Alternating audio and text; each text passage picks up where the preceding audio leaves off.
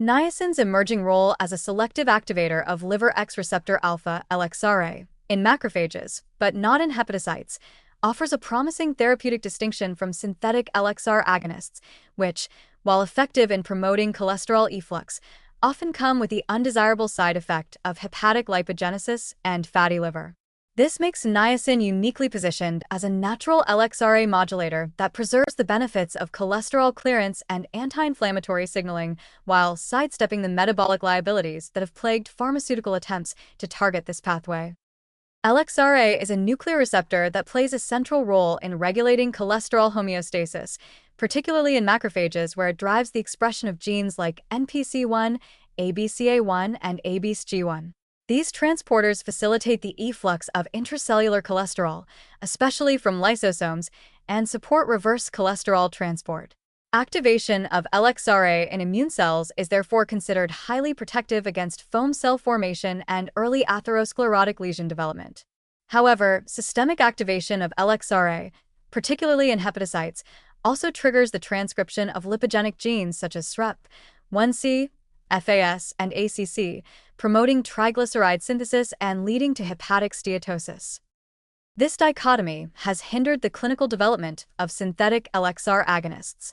While effective in clearing cholesterol and reducing plaque burden in animal models, these drugs often induce fat accumulation in the liver, a major barrier to long-term safety and approval for human use. Niacin appears to circumvent this problem through tissue-selective activation of LXRA. In the recent study, niacin upregulated LXRA in macrophages by first inducing CD38 and promoting NAT-mediated lysosomal calcium release. This calcium signal, in turn, activated LXRA and increased the expression of NPC1, ABCA1, and ABCG1, effectively enhancing cholesterol efflux.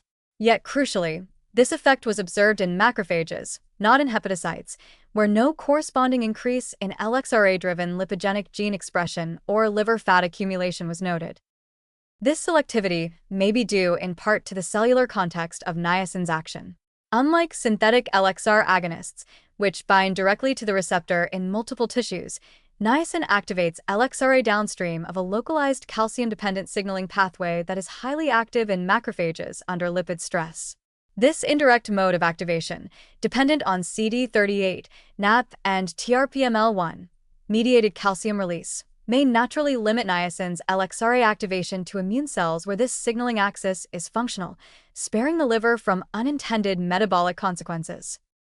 Additionally, niacin's lack of effect on scavenger receptor A, SRA, the main receptor for OXLDL uptake in macrophages, suggests that it enhances cholesterol clearance without increasing lipid uptake, maintaining a favorable lipid balance within cells.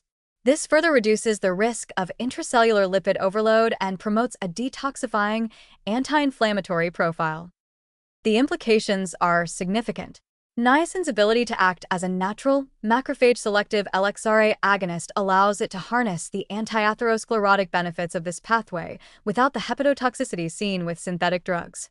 This includes not only enhanced cholesterol efflux and reduced lysosomal storage stress, but also suppression of inflammasome activation, lower IL-1 production, and reduced foam cell apoptosis, all crucial for stabilizing atherosclerotic plaques.